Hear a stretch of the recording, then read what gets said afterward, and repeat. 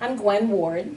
Gwen, I understand that you are one of the Hall of Fame winners from the Lebanon County Commission for Women. Congratulations. Thank you. It's so special to induct women and recognize them for all the great things they've done in the Lebanon Valley. And I know that you have been active in Girl Scouts for a long time. How long has that been? Well, I have my 50-year pin. I've been a member of the Girl Scouts since I was in first grade, but I've been here in the Lebanon County area. I've lived here for 28 years, but I served as the field executive here for 18 years. That's wonderful. Yeah. So how many Girl Scout cookies do you think have been sold under your charge? Gosh, a couple million. Couple? I believe that. I alone have sold many of those. No. Yeah. Well, having been a first-class Girl Scout from many years ago, Yes. I share that with you. Yes, thank you. I do Yes. appreciate every. And then there was Curve Bar. I don't know what all the ranks were. Curve Bar was for one of the first, and of course the Golden Eagle was first. Exactly. So thank you for what you're doing in future, in developing future Thank leaders you. for this country Yes. and this community.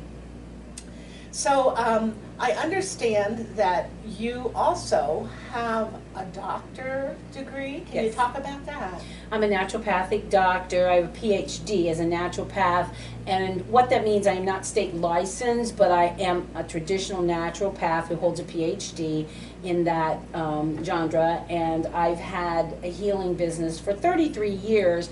I brought it with me when I came here, and then just kept building the business. And when the Girl Scouts merged and downsized and I retired, I went right into my business, which was then part-time, into a full-time business, and I provide a lot of healing services all in the alternative realm, and which is anything but traditional medicine. And I've been doing that for a long time. I have my own office that I built right next to my house, and it's just wonderful to do. And does that involve like herbs or massage or? I don't do massage, but I do just about everything else. I do foot reflexology. That's my long time modality that I have done, and I do full body reflexology. I can do herbs. As a naturopath, you're trained in everything. So I can do herbs, I do essential oils, I do a number of, I do a blood analysis, which helps me to determine what supplements may help a person. So I have a wide range, and then I also authored and teach and certify people in reflexology now too. Wow. Yeah. So what is the name of your business? Health Quest Holistics, LLC. Okay. Yes. And I often think about, and when I read your resume, did I misinterpret that you're also a pastor of some I am. sort? Talk Yes. about that. Well, I'm an ordained minister because in the state of Pennsylvania and many states, there's an old law on the books that the only two people who can heal is a medical doctor and an ordained minister. So you will find that a lot of natural healers become ordained ministers to basically protect themselves, especially when we're laying hands on people and we're touching people. It protects us in that kind of a genre. But I don't have a church of my own, but because I am an ordained minister, I marry a lot of people. Do you really? It's a lot of fun. Yeah, I do, because I do a lot of themed weddings and stuff that people just can't get in traditional, maybe churches or things like that they really want. Like I did a Dr. Seuss wedding. We did a cat in a hat. That was fun. So yeah, I would have never thought of a cat in a hat wedding. Yeah, it's pretty cool. Somebody really liked Dr. Yes, Seuss. yes. Yeah. So, yeah, we do all kinds of things like that. Well, maybe we'll have a Mr. Rogers wedding in the future. You never know. Everybody wear this little sweater. Little sweater, vest. yeah. Yeah. So tell me about your family.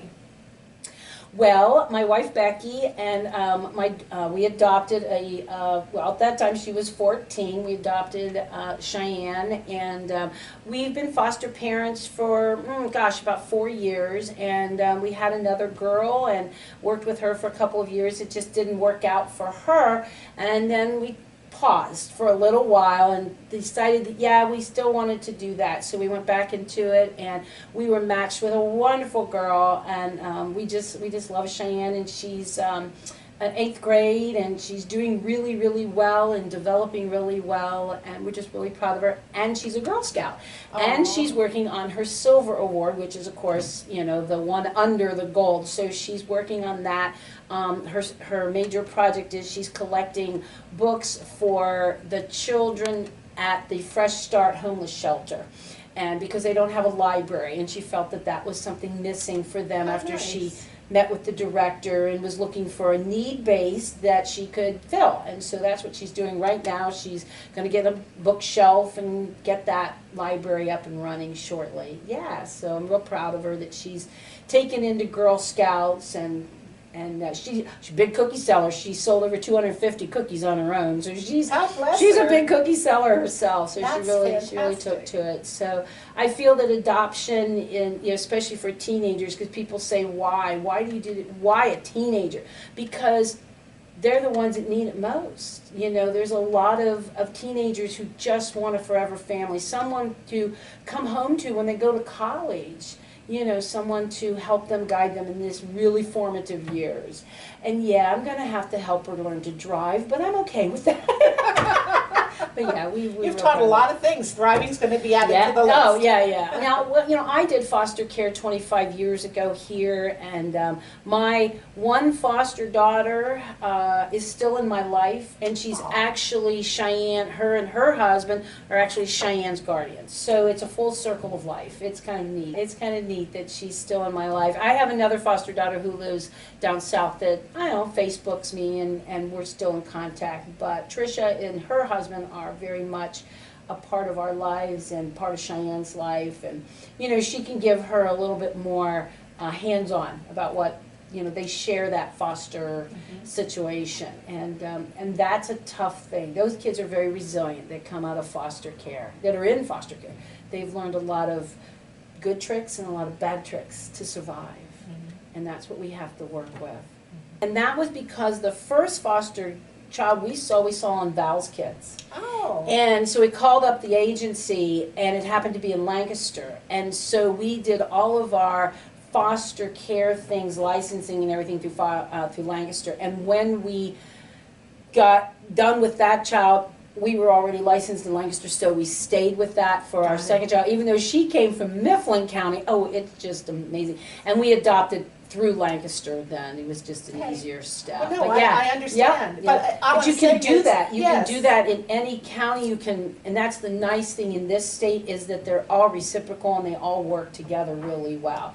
Now, when I was a foster parent 25 years ago, I was through Lebanon County too. So yeah, you can work through any agencies and children and youth agencies as well as adoption agencies. Kids. It's all, the training you can get, that's the nice thing, you can take Lancaster training, you can take Lebanon training, everybody kind of chips in and helps, in the foster parent situation.